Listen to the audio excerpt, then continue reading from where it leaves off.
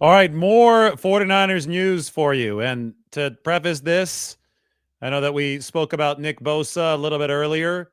During the final drive, when the 49ers were marching to win the game against the Cardinals yesterday, Trent Williams said that he thought of Nick Bosa and he realized that Nick might be out for quite some time because Nick actually feared that this would be an ACL tear from the very start. He had two before this, and obviously he's familiar with the feeling. And Trent Williams said, we better get this drive downfield and set Eddie Pinheiro up for the game-winning field goal, because if Nick Bosa is going to be out for an extended period of time or the season, well, then it's important, doubly important, triply important, quadruply important to stash another win into the bank. Well, the 49ers did get that drive done. Eddie Pinheiro did make the kick, and unfortunately, Nick Bosa did indeed have a torn ACL. But the 49ers have stacked 3 wins in before Bosa's been ruled out for the season. They're undefeated, and they are still in good position to make a run despite the absolutely devastating news today that Bosa is not going to be back until 2026.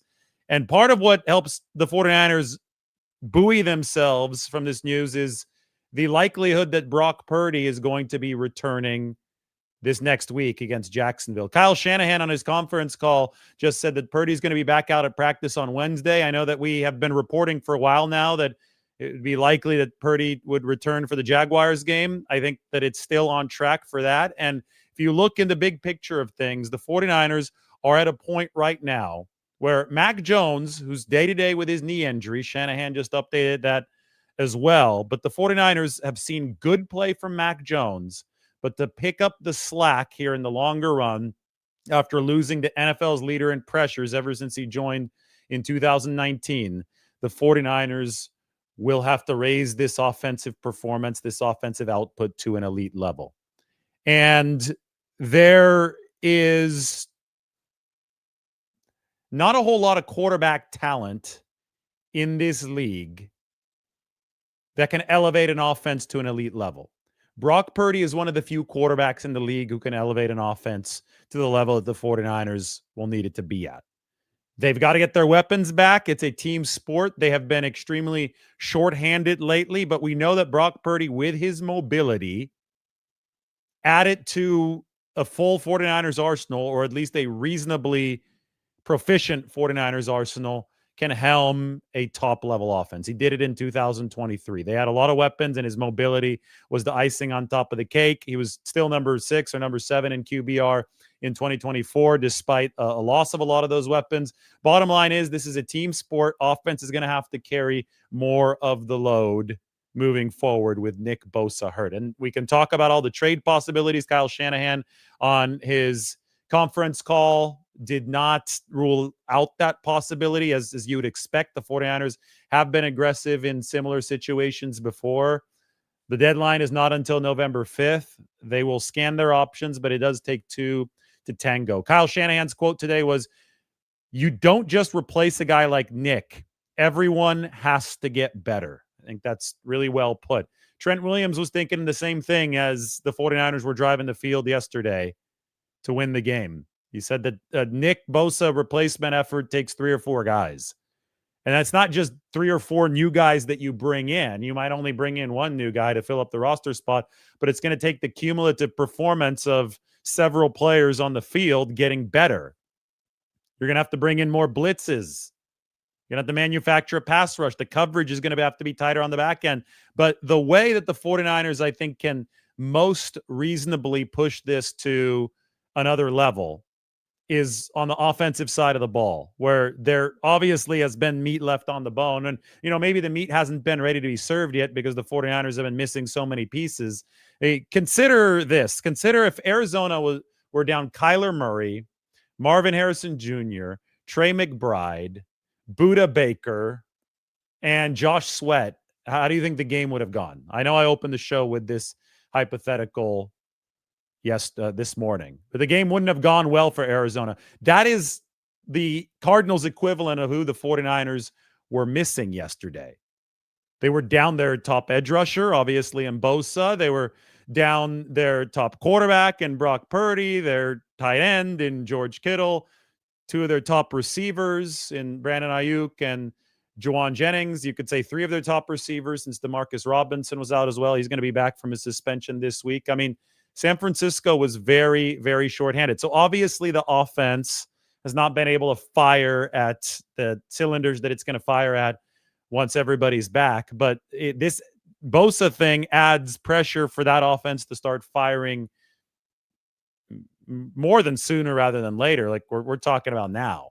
And the good news for the 49ers is that some of those returns are going to start to trickle in this week. Juwan Jennings is day-to-day.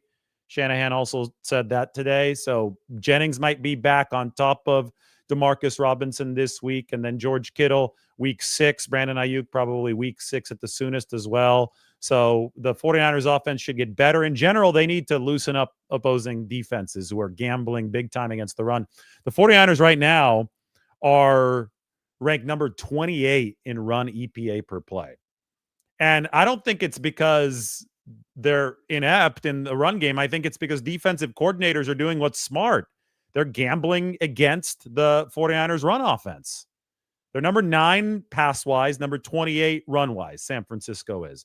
And, I mean, especially since the backup quarterback has started 2 of the 3 games so far for the 49ers, and because they're down so many receiving weapons, why wouldn't you push the defense in against the run? Why wouldn't you make the 49ers prove it in the pass game? And so far, Brock Purdy and Mac Jones have proven it in the pass game, but I think it's going to take, a real 49ers passing explosion that exposes these over-aggressive defenses against the run. We're talking 400-plus yards, something like that. I think it might take something like that for defenses to say, okay, wait. We've got to back up because we're just getting roasted through the air. And I don't know if the 49ers are capable of delivering that until they have Purdy on the field and until they have maybe 2 more weapons on the field. Demarcus Robinson and Juwan Jennings might be that this week. So maybe as soon as this week is when the 49ers start forcing a lot of these defenses into constant nickel situations where then they can cut into the soft underbelly of that defense with their run game. That's the way that the balance works.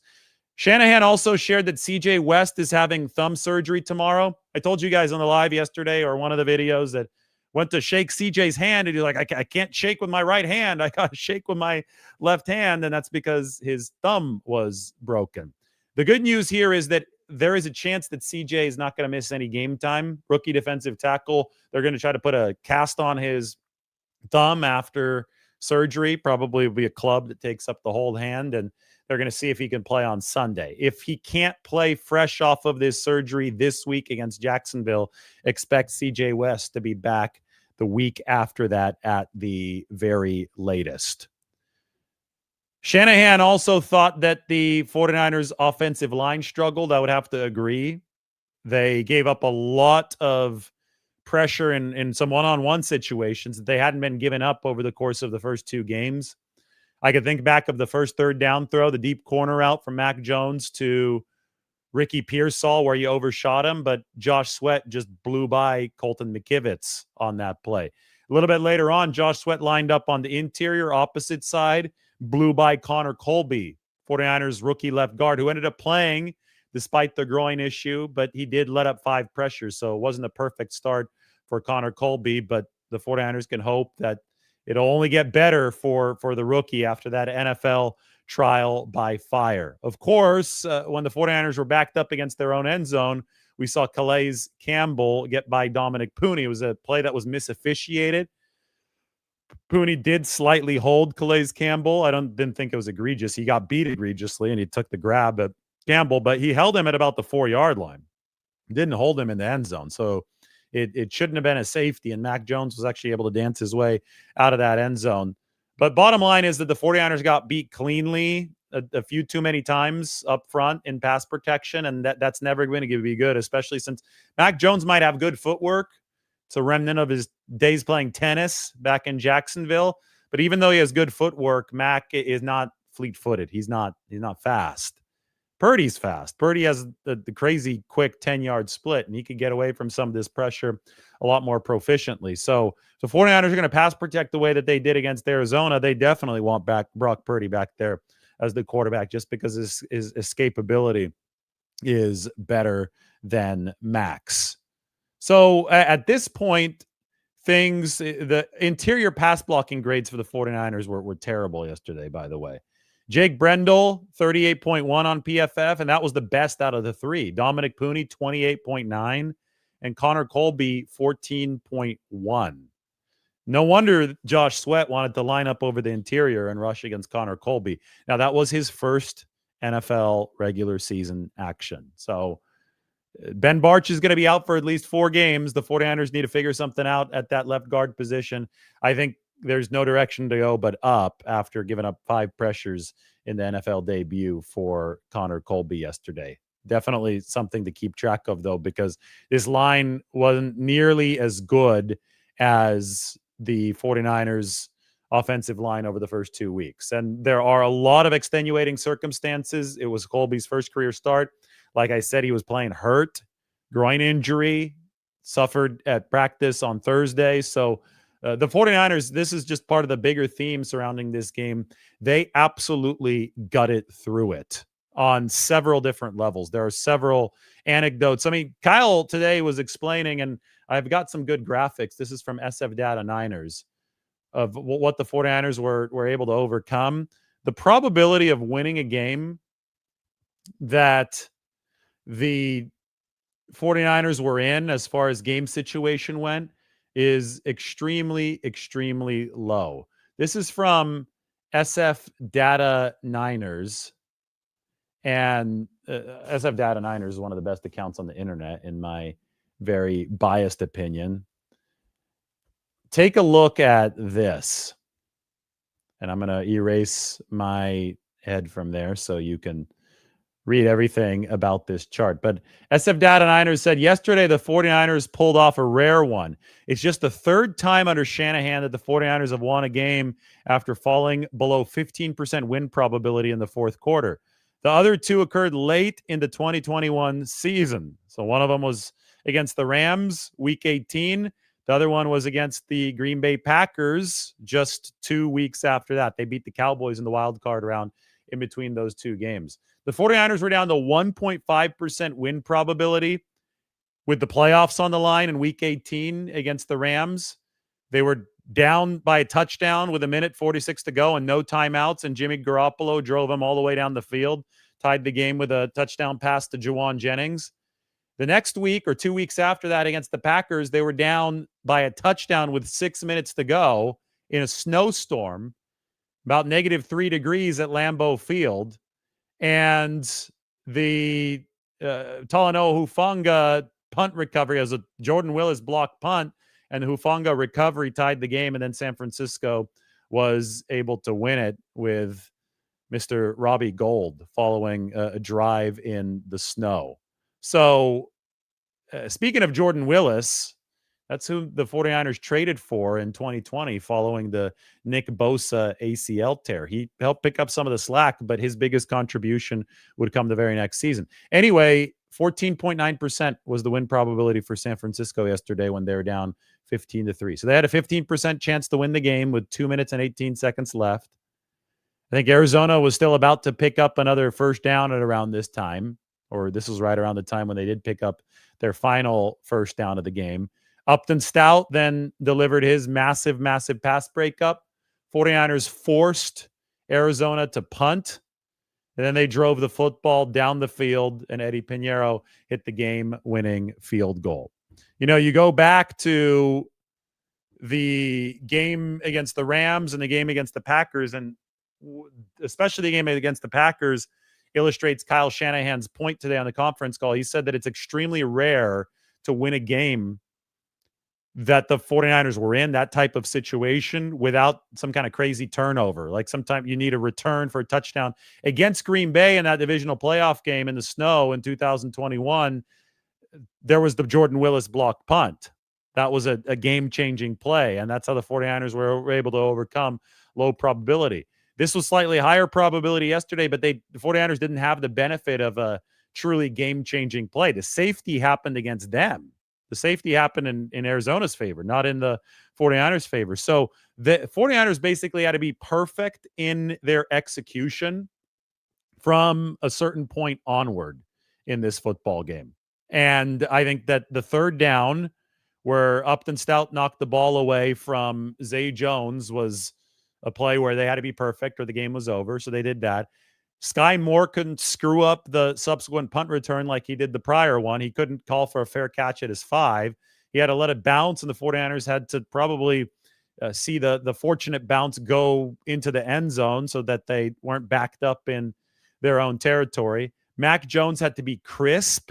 He was. I mean, he found Jake Tonjes on that drive, a little quick hitter to begin it. He found Sky Moore. By the time of the drive at the end of the game, there was a whole heck of a lot of focus on Ricky Pearsall from Arizona's defense. So Mac Jones had to spread the ball around elsewhere. And then Kyle Shanahan, this is one thing I don't talk about as much. Kyle hardly called a screen throughout the first 3 quarters of last season. And that was one of my biggest problems with the play calling in 2024. I thought they did not utilize the screen game the same way that they had in years prior. I thought that Kyle didn't quite have his fastball when it came to that. Well, he used the screen pass for Christian McCaffrey, 20 yards downfield. The 49ers booted the field goal, and they got out of Dodge, got out of their own home stadium with a win over the Cardinals. So this week, we do expect Brock Purdy to be the quarterback against Jacksonville. Shanahan has not officially announced that yet. They're still going to monitor Brock Purdy throughout the course of the week. The 49ers next practice on Wednesday. So they're going to look at the toe then. They're going to see how the toe responds. And he might not be limited by the end of this week. He was limited throughout all of last week. I thought that the writing was on the wall. It was fairly apparent that the 49ers were going to start Mac Jones and not Brock Purdy, especially after Kyle Shanahan said it'd be highly unlikely if Purdy started that game. I think this week it's going to enter with, if everything continues as is progressing right now, it's going to enter with a much cleaner slate, a much greater likelihood that Brock Purdy does actually start against the Jacksonville. I should open up some of the metrics that we're looking at right now as far as expectations for the 49ers defense go, and then needs of the offense based on where the defense might be at. We're going to look at defensive efficiency from 2017 to 2024. I love this because what it does is it gives us the portraits of all these 49ers defensive coordinators. You want to be further to the right and further up on this chart. So the best 49ers defense of this era, 2019, Robert Saleh, defensive coordinator, there in the upper right. Second best defense, very comparable to that 2019 defense in efficiency, D'Amico Ryans and his 2022 unit. Then come the units where there were some injury issues. And I think that the one that doesn't really fit with the others is 2023 with Steve Wilks, because the 49ers didn't have bad injury issues that year, yet they still were not nearly as good defensively, especially against the run. They're below average. They weren't nearly as good defensively as 2019 and 2022. 2024 was terrible. We could see how far removed that run defense was, but not pretty at all. Slightly below average pass defense on the y-axis. And then you can go to the early years, 17 and 18, when they were still building this without Nick Bosa. Those both under Saleh were not good. Look at where 2020 is, though. 2020 splits the difference between some of the really lean years and some of the great years. In terms of pass defense, it does split the difference. And that was a Bosa-less year. When it comes to run defense, they were actually well above average in 2020. And I think that's significant to bring up because what the 49ers have done during this offseason renovation is focus hard on the run defense. The product of their work has yielded 3 really good games defensively. They're number 6 in defense DVOA through 3 games. That's really, really solid. So there's a lot of complaining about, oh, they didn't sign this veteran. They didn't do that. They let some guys walk, but they needed to get younger, faster, healthier. They did. The results should speak for themselves. A defense that finished in the low 20s last year is now ranked at number 6. But the biggest challenge has just confronted them, and that is one of the best players will have to be replaced.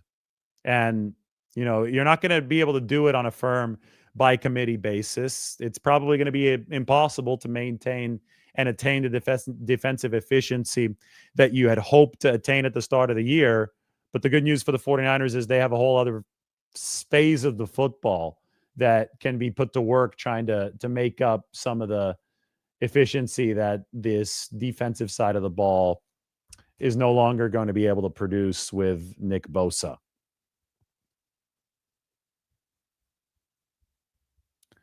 We've got a few more here. I'm going to keep on bringing this sucker back, Bryce Huff, because it's his time to shine now. I think that his role is going to expand. Now, the 49ers can make a trade.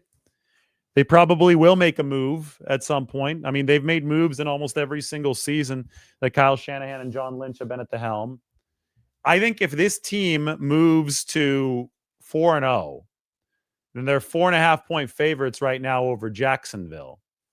I think the 49ers almost owe it to the locker room to pursue reinforcements at that edge rusher position. It's going to be fascinating to see what they do. I mean, the Giants, they're potentially in the tank, or might be potentially in the tank at some point. They're already 0-3. They're in a really weird spot where they might decide to eventually bench the veteran Russell Wilson and go to Jackson Dart. And if you do that, well, sometimes you've got to acknowledge to yourself that the rookie is not going to be quite as good right now as the veteran. And if you're already in that kind of mentality, then you might be willing to move some of your pieces. Somebody like Kayvon Thibodeau is with the Giants right now. Maybe that's a move they can make. Maybe New England also struggling this year. Somebody, no, actually, not New England. Where Tennessee. Tennessee's really struggling. They're 0-3. They've got Arden Key, former 49ers defensive lineman. So the trade deadline isn't until November 5th. So the 49ers have a good 6-7 weeks until then to figure out exactly what they're going to want to do at the edge rusher position. They're going to probably start by promoting in-house Robert Beal Jr., but it might become clear very quickly that they're going to need a little bit of extra punch at edge to overcome this loss of Nick Bosa.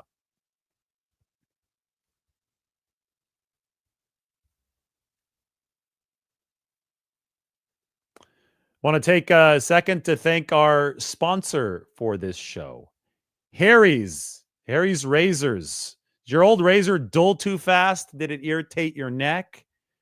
Did it cost too much? Are you annoyed about all the refills that you have to get with these razors? I know I am. I know when I go to the store, it's a big pain. Well, this could be your solution. Harry's has a barbershop quality shave with German engineered blades. Each blade is honed at 3 different angles to cut hair cleanly at the root without tugging. Blade spacing is optimized to glide smoothly and avoid clogging. Drugstore blades clog so fast. It's tough. Yeah. See, I need a little bit of a cleaner shave. Harry's needs to send me some of their product. Each razor has a weighted ergonomic handle that gives you total control. No more slipping or awkward angles. Feels premium in your hand. Balanced for a smoother, steadier shave. Harry's doesn't just make razors. They've got a full line of grooming essentials from shave gel to deodorant to body wash, all thoughtfully made and priced to stock up. All of Harry's blades and grooming products can be delivered right to your door. Set your preferred schedule and never run out of blades again. For a limited time, our listeners can get a Harry's trial set for only $8 plus a free gift at harrys.com/Lombardi. Just head over to harrys.com/Lombardi to receive our exclusive discount. After you purchase, they will ask you where you heard about them. Please support our show and tell them that we sent you. That's a good deal for really nice razors, $8. I think harrys.com/Lombardi is your winning ticket. They definitely use that. A lot of these advertisers are giving our viewers some cool deals. So I think Harry's is a good one. They'd be happy to hear from you. As Mike said, listeners get a Harry's trial set for only $8 and a free gift at harrys.com/Lombardi. Thank you, Mike. We got more graphics to go through. See what Mike sent me here. Is Purdy on this? Yeah. So we get to watch Lamar Jackson and Jared Goff tonight. So this is going to be fun. That's starting in just over an hour. it's nice after working hard over the whole weekend and on Monday because of this Bosa news to just be able to sit back and watch some football. The Purdy return for the 49ers, the reason that I say that he's one of the few that can deliver elite offensive production is because he's one of the few in the league that has done that before. And this is from so far this season. Purdy's obviously only played one game, but he's also played that one game against the monstrous Seattle defense, which is rising up the ranks. Seattle's actually ranked number 1 DVOA as a football team now. So Purdy's one game against a really good opponent, as the data seems to be telling us, is the third most efficient quarterback score per snap in football. Lamar Jackson is ahead of him. He gets to face Detroit's defense today, so we'll see if Lamar Jackson stays ahead of Brock Purdy after tonight's game. And Daniel Jones, who's having this crazy breakout / resurgent season with the Indianapolis Colts. They finally punted for the first time yesterday. He's a little bit above Brock Purdy. We're talking y-axis. That is efficiency. So, I mean, the 49ers have, and here's Jared Goff. You're going to get to see him tonight. But Purdy has been the most efficient quarterback on this XY chart. So highest y-axis plot ever since he entered the league in 2022. And when you have that level of efficiency combined with the explosiveness that some of the 49ers weapons can give this team, and obviously they're going to need some health from those weapons, but once you do have that in tow, you can pick up a lot of slack left behind by the defense. I'm just going to rudimentarily put this out there. I think that top half defense, I said this this morning, top half defense, top 5 offense, preferably top 3 offense, top half special teams, 49ers can be in business. I don't think it's that tall of an ask. I think that I was already framing this season's needed efficiency around something like that when the season started because I underestimated their defense. I thought, oh, okay, maybe they can fight for a top half spot even with Nick Bosa. But since the rookies have impressed more than anticipated, you factor that into your projection for the defense now without Bosa, who's obviously one of the best in football, whose absence is going to be very challenging for the 49ers to overcome. But since they already started 3 steps ahead of where I thought they'd be on defense, the 4 steps or 5 steps back with losing Bosa doesn't quite hurt as much as you thought it would, given preseason prognostications. I will say that in 2024, when Nick Bosa went down against the Seattle Seahawks, the 49ers completely fell apart as a defense, like completely. In 2025, yesterday, when Nick Bosa went down, the 49ers did not fall apart at all. They were fine. And I think that the coaching change, the personnel infusion, that happened through the good drafting. But Robert Saleh, especially, that has turned this ship around for the 49ers defense, has given them a new level of resilience that they didn't have before.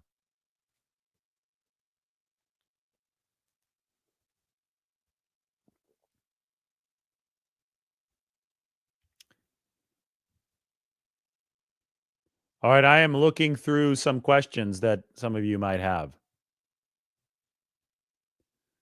You didn't realize that Jake Moody gave you some PTSD on field goals? Well, now you know what it's like for have a kicker who's just automatic, one of the most accurate of all time. You know, I should check in on that after we hear from Lyrics Media.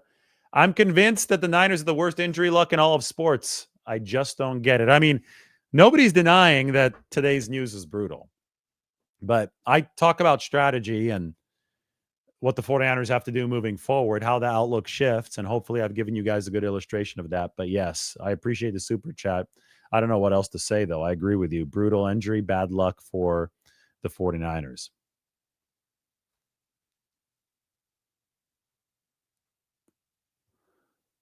Michael Williams and Bryce Huff without Nick Bosa. It hasn't just been the draft where the 49ers have added in recent seasons. They have also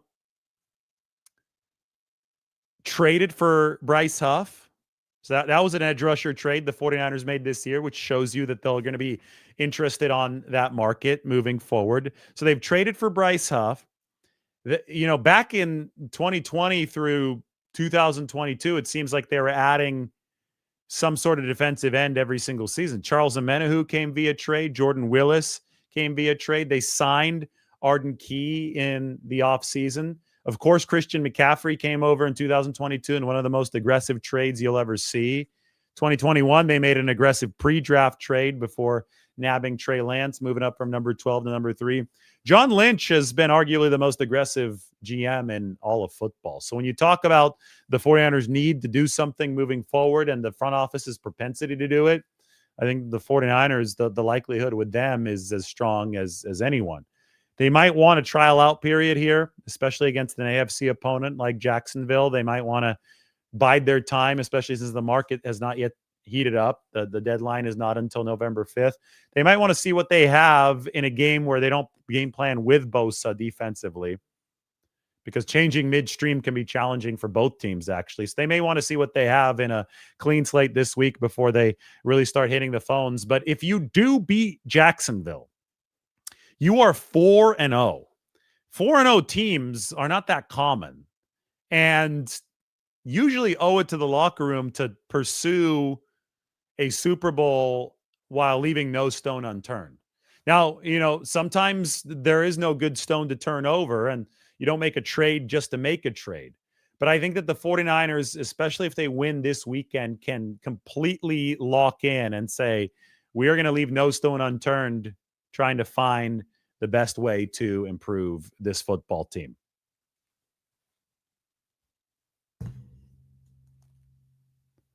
What is the rental cost for Trey Hendrickson or Kayvon Thibodeau? I would think it would be very high for somebody like Trey Hendrickson, who signed that amended one-year deal with the Cincinnati Bengals. I mean, they've dug in over the course of this offseason. I know that they found a compromise, but I don't think they would give Trey Hendrickson away for free. He's making $16 million this year.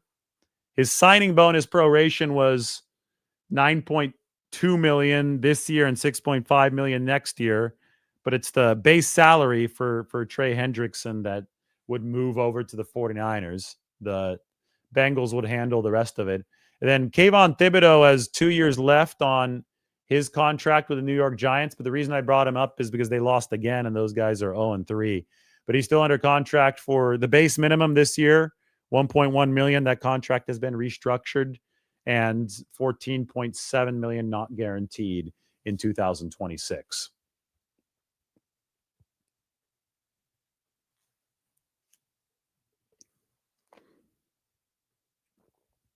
I'm ready for some good questions. Let's get after it. We're building toward 1,000 in this room. Purdy likely back this week. You know what we got to look at? This right here. I think we're good. We have it. Team tiers. Here's where the 49ers are. Here's where they're trying to get. This is where they can realistically get, I think, with Brock Purdy coming back. Robinson, Jennings. Jennings is day-to-day this week, but Brandon Ayuk, everybody, George Kittle especially, once they are fully healthy or close to it offensively, and obviously you need a little bit of luck to be able to get to that point, I think this is going to be one of the best offenses in football. I'll go ahead and say that. I'm not afraid to.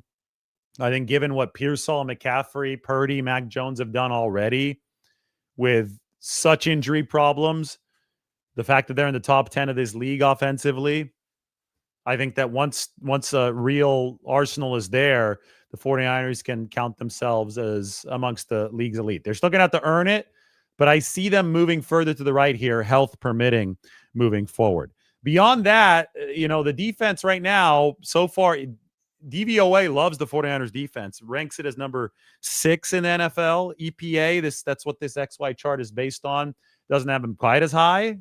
This probably has them around number 10 again. But, I mean, that you look at some of these young players, you look at the fact that Robert Saleh is running this defense, I don't think it's too far-fetched to say that they can stay in the top 12 of this league.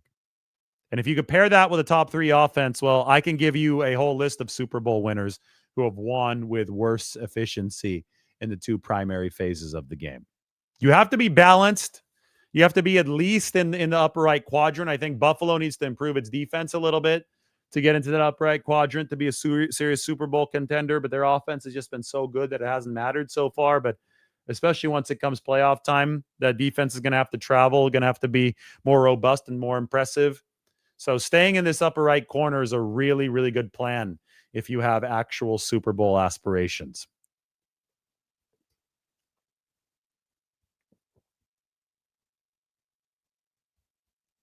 Jennings day today.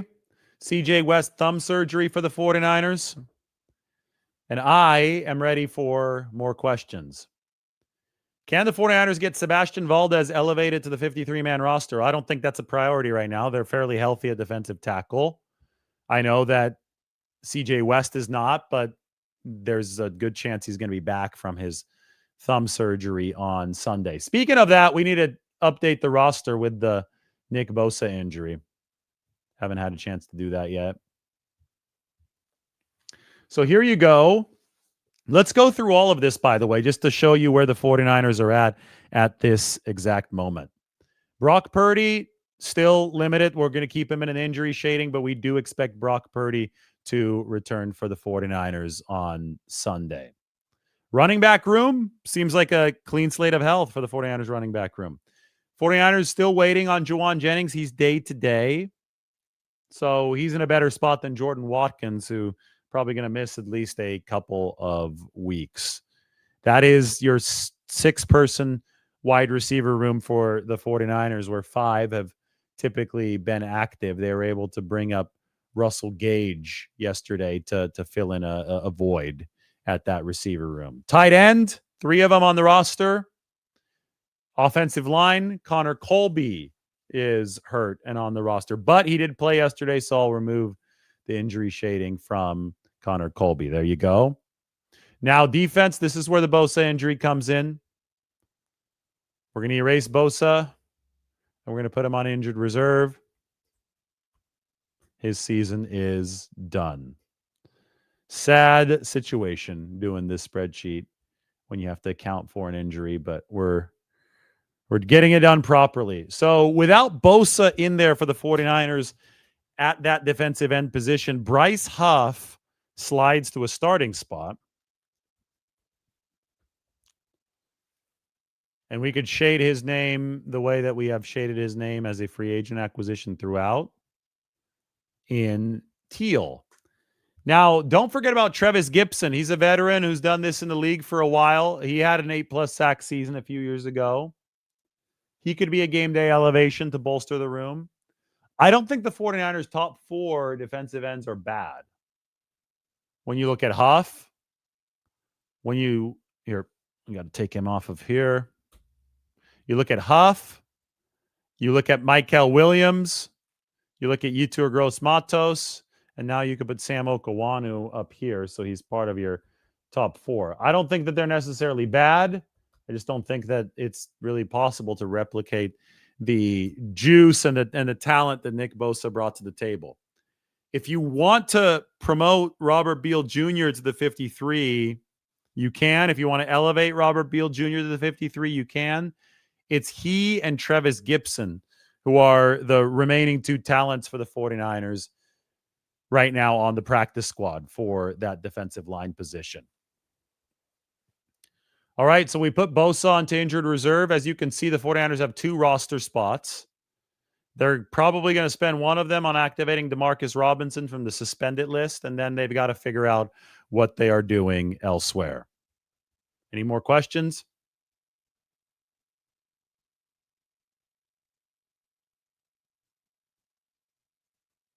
Trevis Gibson didn't do well in this offseason. First time I saw a practice, somebody, basically a defensive lineman, create a pick 6, one of his first practice sessions, just a few plays in. Some help from Nick Bosa for sure, but Trevis Gibson is a guy who's been there, done that, veteran presence. 49ers happy to have him in their building. Now we'll see if he moves up from that practice squad.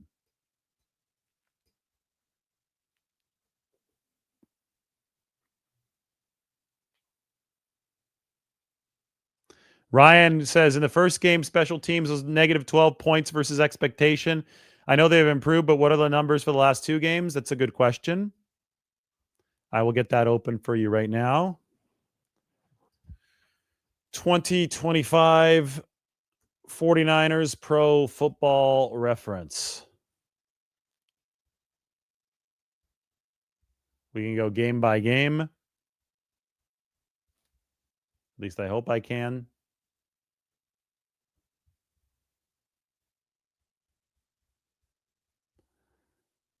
Maybe I need to go to their schedule. This is always... I always thought that this was on the Pro Football Reference main page. 2025 49er statistics. Yep, here we go. So, okay, we're going to go through this week by week. Maybe I could even get this up on the screen. There's a lot of advertisements on this screen, so I don't know if I can. Yeah, I'm not going to do it because there's just so much popping out at me advertisement-wise. But week 1, the 49ers were plus 9.6 points on offense, plus 4.4 points on defense, and as I said, minus 11 on special teams. Week 2, they were plus 7.4 points on offense, minus 4 points on defense, and 2.5 points on special teams. So against the Saints, that was the worst defensive performance for the 49ers, but they had a good special teams performance, and the offense was just a little bit worse than it was in Seattle. Against Arizona, the offense was the worst that it's been all season, negative 0.76 points on offense. Defense was just a little bit better, negative 0.54 points, but special teams added 2.1 points of expected value. So special teams added 2.1 points of expected value on an afternoon that saw the 49ers win by 1. Not bad for San Francisco. Special teams quite possibly was the difference in the positive direction for the 49ers. All right, everybody, thanks for watching. We're going to keep a close eye on Brock Purdy return week. 49ers can need it. They would like somebody to pick up the slack that is now there with Bosa gone. I went deep into the Nick Bosa replacement project, including trades, stats, potential trades, I guess I should say, all of the above. It is up on the San Francisco Standard. Go check it out right now. Link is going to be pinned in the comment section. Great talking to everybody. We will visit with you very soon.